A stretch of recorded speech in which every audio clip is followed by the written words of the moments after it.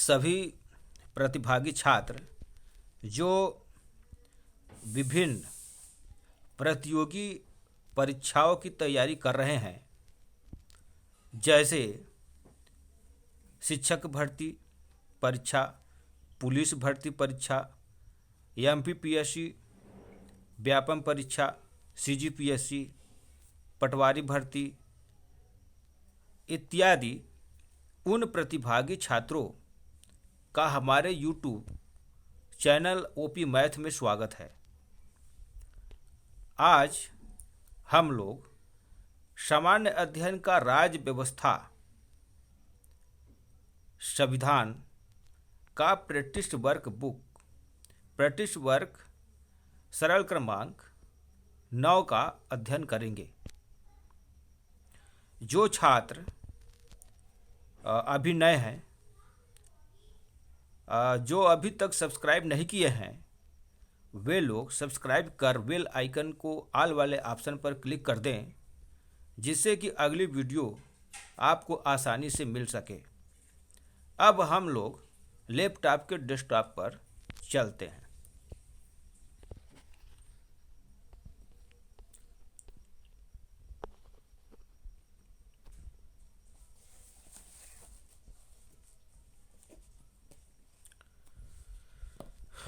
प्रश्न है, राष्ट्रपति और उपराष्ट्रपति के न रहने पर राष्ट्रपति का पद कौन संभालता है?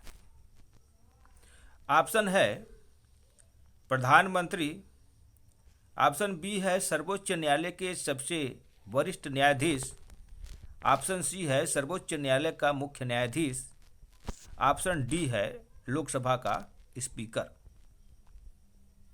एक बार फिर प्रश्न सुन लें, राष्ट्रपति और उपराष्ट्रपति के न रहने पर राष्ट्रपति का पद कौन संभालता है?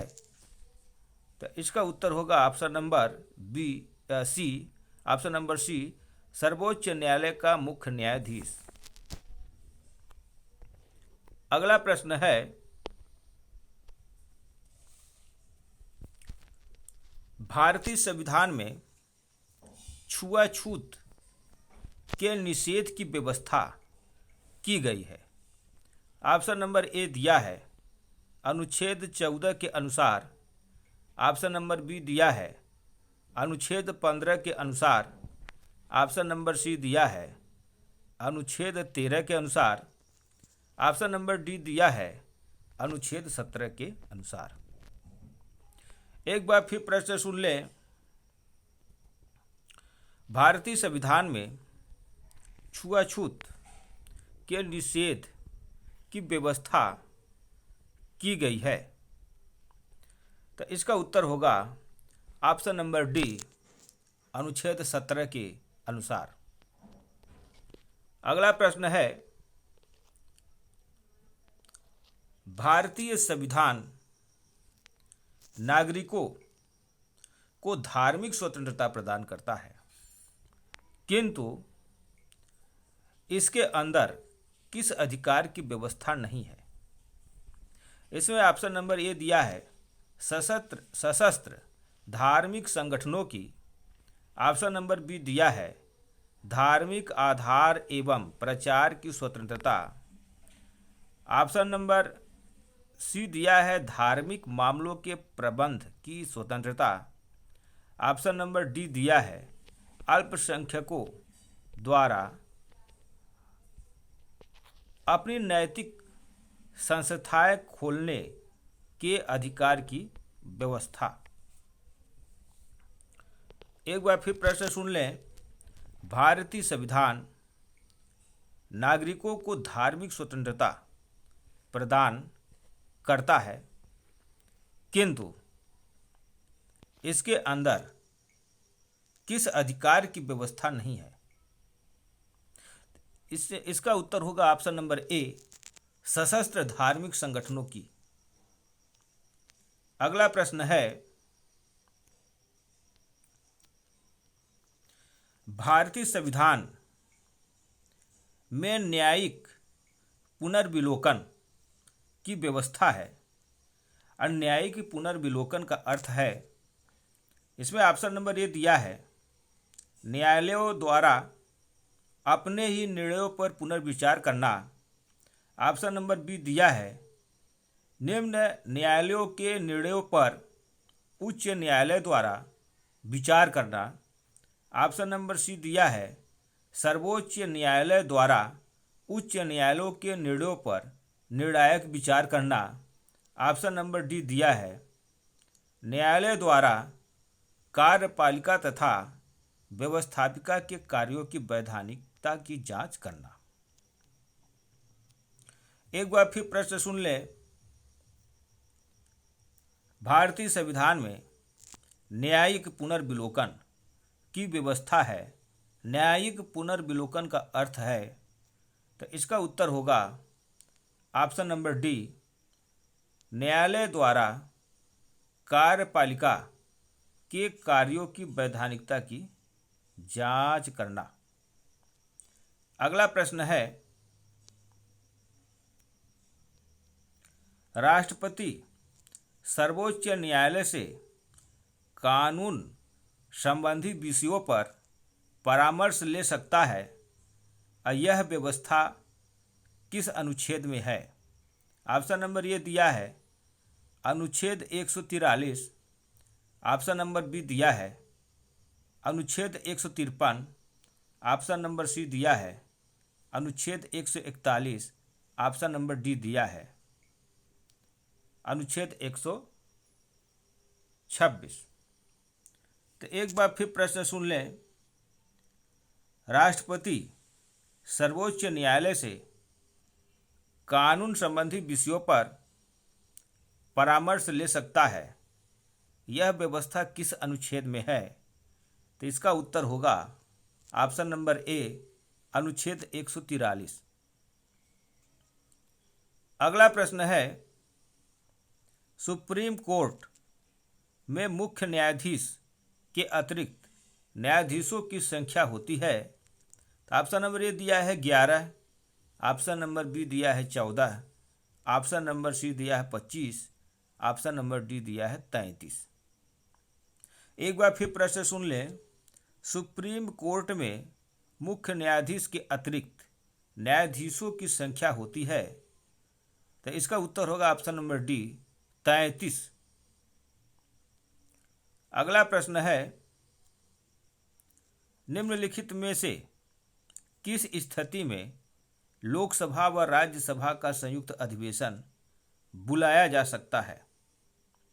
ऑप्शन नंबर ए दिया है जब लोकसभा द्वारा पारित किसी बिल पर राज्यसभा 6 माह तक विचार न करती हो। ऑप्शन नंबर बी दिया है जब लोकसभा द्वारा पारित किसी बिल को राज्यसभा द्वारा निरस्त कर दिया गया हो। ऑप्शन नंबर सी दिया है जब लोकसभा द्वारा पारित किसी बिल द्वारा दिए गए संशोधन को राज्यसभा अस्वीकार कर दे और बिल को वापस लेने से इनकार कर दे। ऑप्शन नंबर डी दिया है उपयुक्त सभी स्थितियों में। एक बार फिर प्रश्न सुन लें।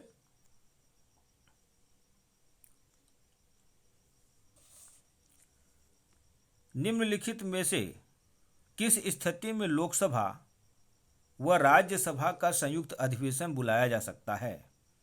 तो इसका उत्तर होगा ऑप्शन नंबर सी जब लोकसभा द्वारा पारित किसी बिल द्वारा दिए गए संशोधन को राज्यसभा अस्वीकार कर दे और बिल को वापस लेने से इनकार कर दे। अगला प्रश्न है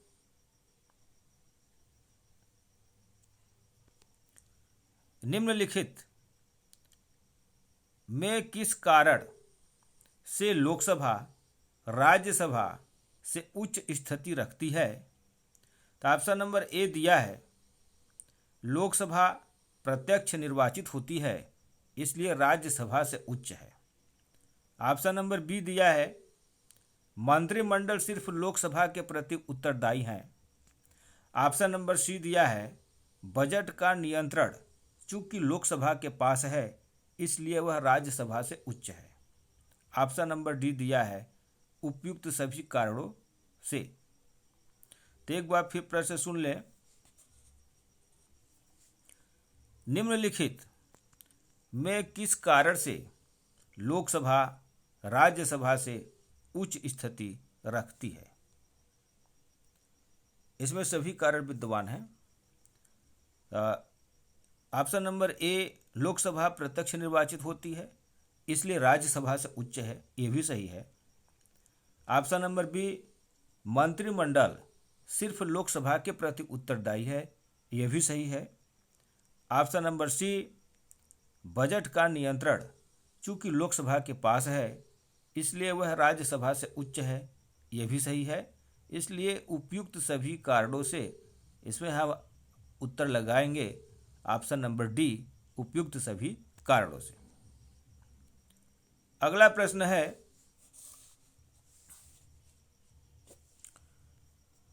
क्या राज्यसभा बजट में किए गए प्रस्तावों को संशोधित कर सकती है? इसमें ऑप्शन नंबर ए दिया है हाँ कर सकती है। ऑप्शन नंबर बी दिया है नहीं कर सकती क्योंकि संविधान में इस विषय पर कोई प्रावधान नहीं है। ऑप्शन नंबर सी, हाँ कर सकती है, केवल अनुदान मांगों के प्रस्तावों पर कर सकती है। ऑप्शन नंबर डी दिया है हाँ कर सकती है, केवल कर प्रस्तावों में संशोधन कर सकती है। एक बार फिर प्रश्न सुन ले। क्या राज्यसभा बजट में किए गए प्रस्तावों को संशोधित कर सकती है? तो इसका उत्तर होगा ऑप्शन नंबर बी, नहीं कर सकती क्योंकि संविधान में इस विषय पर कोई प्रावधान नहीं है। अगला प्रश्न है,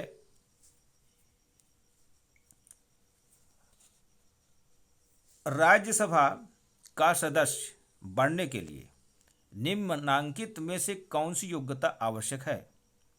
ऑप्शन नंबर ए दिया है भारत का नागरिक होना चाहिए। ऑप्शन नंबर बी दिया है कम से कम 30 वर्ष की उम्र का होना चाहिए। ऑप्शन नंबर सी दिया है किसी लाभ के पद पर कार्यरत नहीं होना चाहिए। ऑप्शन नंबर डी दिया है उपयुक्त सभी। तो एक बार फिर प्रश्न सुन लें, राज्यसभा का सदस्य बनने के लिए निम्नलिखित में से कौन सी योग्यता आवश्यक है? तो ए भी सही है, भारत का नागरिक होना चाहिए। बी भी सही है, कम से कम 30 वर्ष की उम्र का होना चाहिए। और सी भी सही है, किसी लाभ के पद पर कार्यरत नहीं होना चाहिए। ऑप्शन नंबर डी उपयुक्त सभी। तो ये ए बी सी यानी सभी सही है, इसलिए इसका उत्तर होगा ऑप्शन नंबर डी, उपयुक्त सभी। अगला प्रश्न है, 1922 में किस व्यक्ति ने मांग की थी कि भारत की जनता स्वयं अपने भविष्य का निर्माण करेगी? ऑप्शन नंबर ए दिया है Mahatma Gandhi. Option number B दिया है Motilal Nehru. Option number C दिया है Gopal Krishna Gokhale. Option number D दिया है चित्तरंजन दास। एक बार फिर प्रश्न सुन लें, 1922 में किस व्यक्ति ने मांग की थी कि भारत की जनता स्वयं अपने भविष्य का निर्धारण करेगी? तो इसका उत्तर होगा option number A, Mahatma Gandhi. अगला प्रश्न है, किस व्यक्ति ने वर्ष 1922 में यह मांग की कि भारत के संविधान की संरचना हेतु गोलमेज सम्मेलन बुलाना चाहिए? ऑप्शन नंबर ए दिया है Motilal Nehru. Option number B दिया है Jawaharlal Nehru. Option number C दिया है Mahatma Gandhi. Option number D दिया है एनी बेसेंट। एक बार फिर प्रश्न सुन लें, किस व्यक्ति ने वर्ष 1922 में यह मांग की कि भारत के संविधान की संरचना हेतु गोलमेज सम्मेलन बुलाना चाहिए? तो इसका उत्तर होगा option number A, Motilal Nehru. अगला प्रश्न है, कांग्रेस ने किस वर्ष किसी प्रकार के हस्तक्षेप के बिना भारतीय जनता द्वारा संविधान के निर्माण की मांग को लेकर प्रस्ताव पारित किया था? तो ऑप्शन नंबर ए दिया है 1928, ऑप्शन नंबर बी दिया है 1931, ऑप्शन नंबर सी दिया है 1936, ऑप्शन नंबर डी दिया है 1942। तो एक बार फिर प्रश्न सुन लें। कांग्रेस ने किस वर्ष किसी प्रकार के बाह्य हस्तक्षेप के बिना भारतीय जनता द्वारा संविधान के निर्माण की मांग को लेकर प्रस्ताव पारित किया था? तो इसका उत्तर होगा ऑप्शन नंबर सी 1936। अगला प्रश्न है, वर्ष 1938 में किस व्यक्ति ने वयस्क मताधिकार के आधार पर संविधान सभा के गठन की मांग की? ऑप्शन नंबर ए दिया है Mahatma Gandhi, option number B दिया है Jawaharlal Nehru, option number C दिया है Subhash Chandra Bose, option number D दिया है सरदार पटेल। एक बार फिर प्रश्न सुन लें। वर्ष 1938 में किस व्यक्ति ने वयस्क मताधिकार के आधार पर संविधान सभा के गठन की मांग की? तो इसका उत्तर होगा option number B Jawaharlal Nehru. अगला प्रश्न है,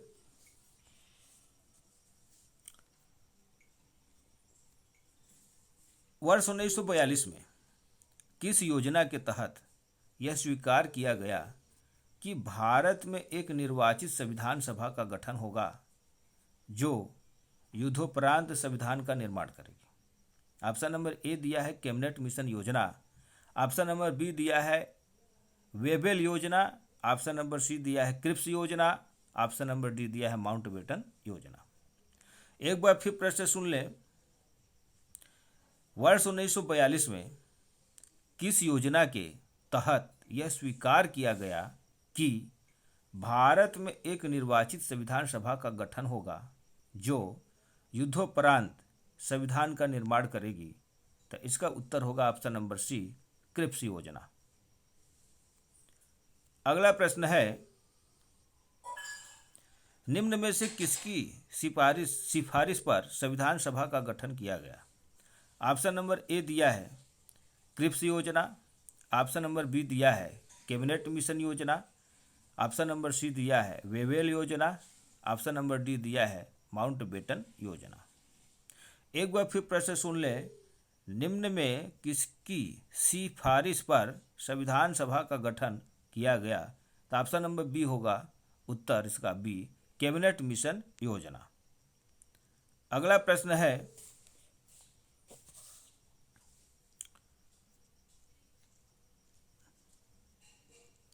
संविधान निर्माण हेतु संविधान सभा का गठन हुआ? ऑप्शन नंबर ए दिया है माउंटबेटन योजना से, ऑप्शन नंबर बी दिया है क्रिप्स प्रस्ताव से, ऑप्शन नंबर सी दिया है केपल प्लान से, ऑप्शन नंबर डी दिया है मंत्रिपरिषद संदेश प्लान से। तो एक बार फिर प्रश्न सुन लें। संविधान निर्माण हेतु संविधान सभा का गठन हुआ? तो इसका उत्तर होगा ऑप्शन नंबर डी मंत्रिपरिषद संदेश प्लान से, यानी कैबिनेट मिशन से इसका उत्तर होगा। अगला प्रश्न है, कैबिनेट मिशन योजना के अनुसार संविधान सभा में कुल कितने सदस्य होने थे? ऑप्शन नंबर ए दिया है 389, ऑप्शन नंबर बी दिया है 429, ऑप्शन नंबर सी दिया है 447, ऑप्शन नंबर डी दिया है 503। एक बार फिर प्रश्न सुन लें। कैबिनेट मिशन योजना के अनुसार संविधान सभा में कुल कितने सदस्य होने थे? तो इसका उत्तर होगा ऑप्शन नंबर ए 389। एक अगला प्रश्न सुन लें। प्रस्तावित मूल संविधान में कुल सदस्यों का बंटवारा किस प्रकार होना निश्चित हुआ था? इसमें ऑप्शन नंबर ए दिया है ब्रिटिश प्रांतों के 292 प्रतिनिधि, ऑप्शन नंबर बी दिया है देशी रियासतों के 93 प्रतिनिधि, ऑप्शन नंबर सी दिया है मुख्य कमिश्नर क्षेत्रों के 4 प्रतिनिधि। तो एक बार फिर प्रश्न सुन लें। प्रस्तावित मूल संविधान में कुल सदस्यों का बंटवारा किस प्रकार होना निश्चित हुआ? तो इसका उत्तर होगा उपयुक्त सभी, यानी ब्रिटिश प्रांतों के 292 प्रतिनिधि, ये भी सही है। अदेशी रियासतों के 93 प्रतिनिधि, ये भी सही है। अब मुख्य कमिश्नर क्षेत्रों के 4 प्रतिनिधि, ये भी सही है। इसलिए इसका उत्तर होगा उपयुक्त सभी। अगला प्रश्न है, कश्मीर की विशिष्ट संवैधानिक स्थिति का आशय था जिसे अब हटा दिया गया है। ऑप्शन नंबर ए दिया है कश्मीर का अपना संविधान है। ऑप्शन नंबर बी दिया है कश्मीर में भारतीय कानून लागू नहीं है। ऑप्शन नंबर सी दिया है कश्मीर भारत का अभिन्न अंग नहीं है। ऑप्शन नंबर डी दिया है इनमें से कोई नहीं। तो एक बार फिर प्रश्न सुन लें, कश्मीर की विशिष्ट संवैधानिक स्थिति का आशय था जिसे अब हटा दिया गया है। तो इसका उत्तर होगा ऑप्शन नंबर ए, कश्मीर का अपना संविधान है, इसे अब हटा दिया गया है। अगला प्रश्न है, कैबिनेट मिशन योजना के तहत संविधान सभा के निर्वाचन में क्या मुस्लिम लीग ने भाग लिया था? ऑप्शन नंबर ए दिया है हाँ। ऑप्शन नंबर बी दिया है नहीं। ऑप्शन नंबर सी दिया है केवल बंगाल में। ऑप्शन नंबर डी दिया है कि देश के केवल उत्तर पश्चिम भाग में। एक बार फिर प्रश्न सुन लें, कैबिनेट मिशन योजना के तहत संविधान सभा के निर्वाचन में क्या मुस्लिम लीग ने भाग लिया था? तो इसका उत्तर होगा ऑप्शन नंबर ये हाँ, लिया था। अगला प्रश्न है, संविधान सभा के लिए चुनाव कब निश्चित हुआ? ऑप्शन नंबर ए दिया है जून 1946। ऑप्शन नंबर बी दिया है जुलाई 1946। ऑप्शन नंबर सी दिया है सितंबर 1946। ऑप्शन नंबर डी दिया है दिसंबर 1946। एक बार फिर प्रश्न सुन लें, संविधान सभा के लिए चुनाव कब निश्चित हुआ? तो इसका उत्तर होगा ऑप्शन नंबर बी, जुलाई 1946। अगला प्रश्न है, संविधान सभा का चुनाव निम्न में से किस आधार पर हुआ? ऑप्शन नंबर ए दिया है समान मताधिकार। ऑप्शन नंबर बी दिया है सर्वमताधिकार। ऑप्शन नंबर सी दिया है सीमित मताधिकार। ऑप्शन नंबर डी दिया है वर्गीय मताधिकार। तो एक बार फिर प्रश्न सुन लें, संविधान सभा का चुनाव निम्न में से किस आधार पर हुआ? तो इसका उत्तर होगा ऑप्शन नंबर डी, वर्गीय मताधिकार। एक बार फिर अगला प्रश्न, यदि मृत्यु, त्यागपत्र अथवा हटाए जाने की स्थिति में भारत के राष्ट्रपति का पद रिक्त हो जाए तो इस पद का कार्यभार कौन संभालेगा? इसमें ऑप्शन नंबर ए दिया है प्रधानमंत्री। ऑप्शन नंबर बी दिया है उपराष्ट्रपति। ऑप्शन नंबर सी दिया है सुप्रीम कोर्ट का मुख्य न्यायाधीश। ऑप्शन नंबर डी दिया है उपयुक्त में से कोई नहीं।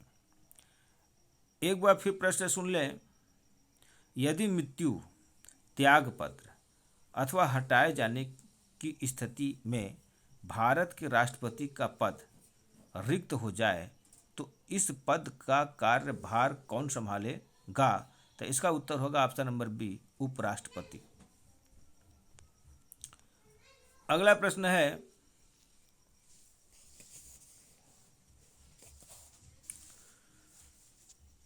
राज्यपाल की नियुक्ति कितनी अवधि के लिए कौन करता है? तो ऑप्शन नंबर ए दिया है राज्यपाल की नियुक्ति 5 वर्ष के लिए राष्ट्रपति करता है। ऑप्शन नंबर बी दिया है राज्यपाल की नियुक्ति 5 वर्ष के लिए प्रधानमंत्री करता है। ऑप्शन नंबर सी दिया है राज्यपाल की नियुक्ति 3 वर्ष के लिए मुख्यमंत्री करता है। ऑप्शन नंबर डी दिया है राज्यपाल की नियुक्ति 7 वर्ष के लिए संसद करती है। तो एक बार फिर प्रश्न सुन लें, राज्यपाल की नियुक्ति कितनी अवधि के लिए कौन करता है? तो इसका उत्तर होगा ऑप्शन नंबर ए, राज्यपाल की नियुक्ति 5 वर्ष के लिए राष्ट्रपति करता है। अगला प्रश्न है, निम्नलिखित में से कौन सी योग्यता प्रदेश के राज्यपाल पद पर नियुक्ति के लिए आवश्यक नहीं है? तो ऑप्शन नंबर ए दिया है वह भारत का नागरिक होना चाहिए। ऑप्शन नंबर बी दिया है वह 35 वर्ष से कम उम्र का नहीं होना चाहिए। ऑप्शन नंबर सी दिया है वह लाभ के किसी पद पर कार्यरत नहीं होना चाहिए। ऑप्शन नंबर डी दिया है वह राज्य विधानसभा का चुनाव लड़ने के योग्य होना चाहिए। तो एक बार फिर प्रश्न सुन ले, निम्नांकित में से कौन सी योग्यता प्रदेश के राज्यपाल पद पर नियुक्ति के लिए आवश्यक नहीं है? तो इसका उत्तर होगा ऑप्शन नंबर डी, वह राज्य विधानसभा का चुनाव लड़ने के योग्य होना चाहिए। इसमें का उत्तर ऑप्शन नंबर डी होगा। अगला प्रश्न है, निम्नलिखित में से किस संविधान संशोधन द्वारा 20,000 रुपये मूल्य तक के संपत्ति संबंधी मामले सुप्रीम कोर्ट के अपील के लिए निषेध ठहराए गए हैं? इसमें ऑप्शन नंबर ए दिया है 31वें संविधान संशोधन द्वारा। ऑप्शन नंबर बी दिया है 35वें संविधान संशोधन द्वारा। ऑप्शन नंबर सी दिया है 30वें संविधान संशोधन द्वारा। ऑप्शन नंबर डी दिया है 42वें संविधान संशोधन द्वारा। तो एक बार फिर प्रश्न सुन ले, निम्नलिखित में से किस संविधान संशोधन द्वारा 20,000 रुपये मूल्य तक के संपत्ति संबंधी मामले सुप्रीम कोर्ट के अपील के लिए निषेध ठहराए गए हैं? तो ऑप्शन नंबर सी इसका उत्तर होगा 30वें संविधान संशोधन द्वारा। 30वें संविधान संशोधन द्वारा। अगला प्रश्न है, राष्ट्रपति एंग्लो इंडियन के लोकसभा के लिए अधिकतम कितने सदस्य मनोनीत कर सकता है? ऑप्शन नंबर ए दिया है 1, ऑप्शन नंबर बी दिया है 2, ऑप्शन नंबर सी दिया है 3, ऑप्शन नंबर डी दिया है 4। एक बार फिर प्रश्न सुन ले, राष्ट्रपति एंग्लो इंडियन की लोकसभा के लिए अधिकतम कितने सदस्य मनोनीत कर सकता है? तो इसका उत्तर होगा ऑप्शन नंबर बी 2। अगला प्रश्न है, सुप्रीम कोर्ट का न्यायाधीश नियुक्त होने के लिए निम्नलिखित में से कौन सी योग्यता आवश्यक नहीं है? ऑप्शन नंबर ए दिया है वह भारत का नागरिक होना चाहिए। ऑप्शन नंबर बी दिया है वह 5 वर्ष तक उच्च न्यायालय के न्यायाधीश के रूप में कार्य कर चुका हो। ऑप्शन नंबर सी दिया है वह 10 वर्ष तक सुप्रीम कोर्ट तथा समकक्ष न्यायालय में प्रैक्टिस कर चुका हो। ऑप्शन नंबर डी दिया है राष्ट्रपति की दृष्टि में वह सम्मानित कानूनविद होना चाहिए। तो एक बार फिर प्रश्न सुन ले, सुप्रीम कोर्ट का न्यायाधीश नियुक्त होने के लिए निम्नलिखित में से कौन सी योग्यता आवश्यक नहीं है? यहाँ ध्यान देना, आवश्यक नहीं है।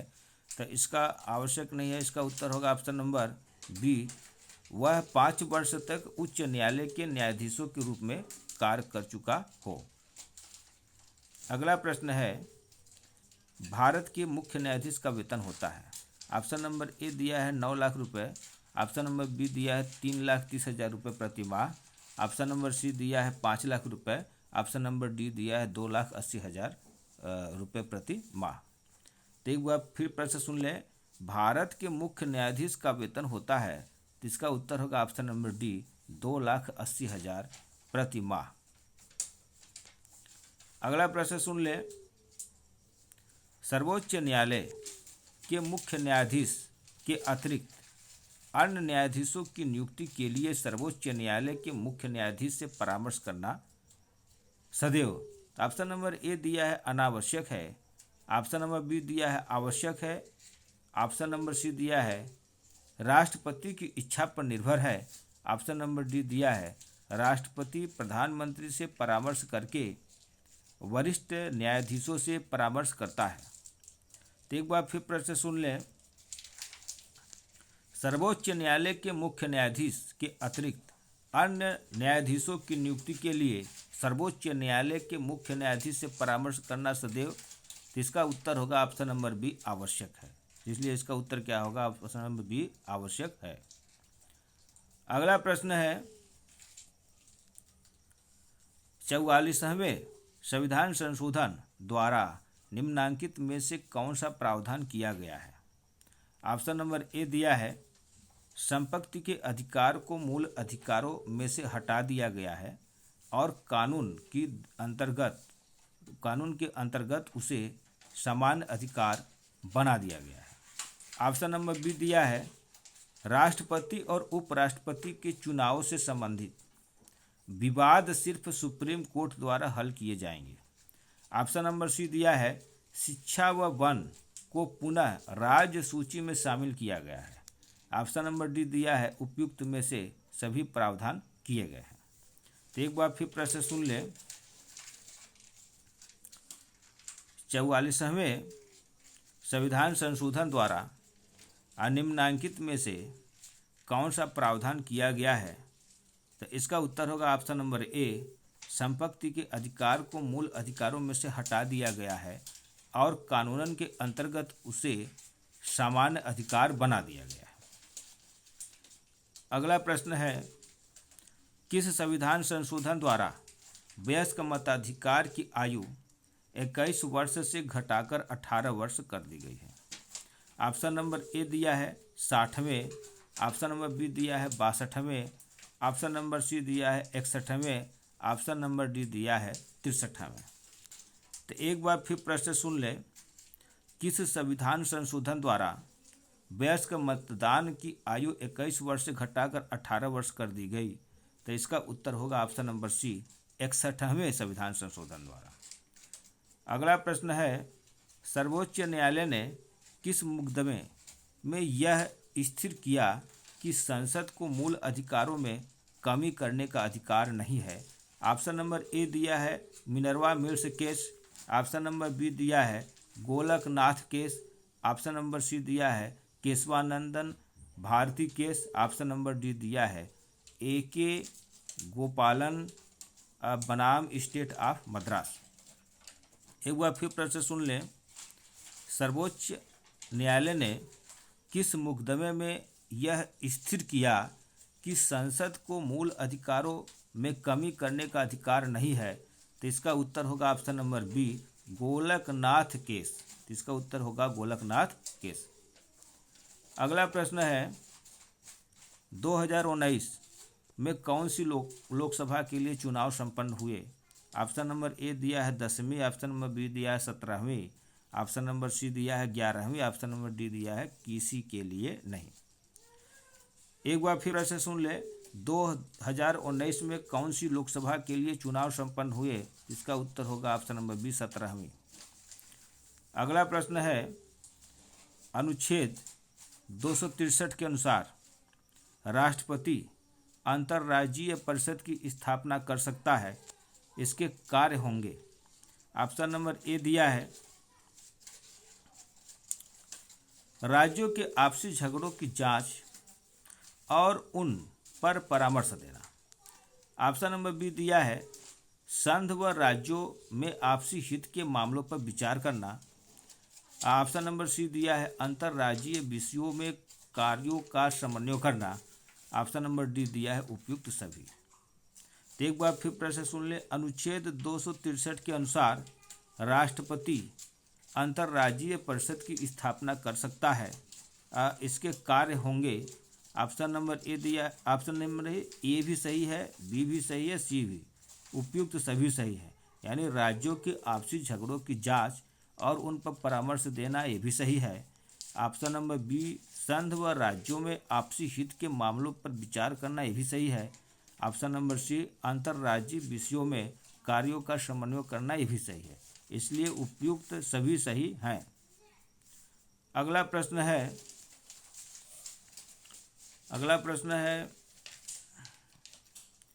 44वें संविधान संशोधन द्वारा 42वें संशोधन की इस व्यवस्था की आपात स्थिति की घोषणा 1 वर्ष के लिए होगी, बदलकर ऑप्शन नंबर ए दिया है 3 माह कर दिया गया है।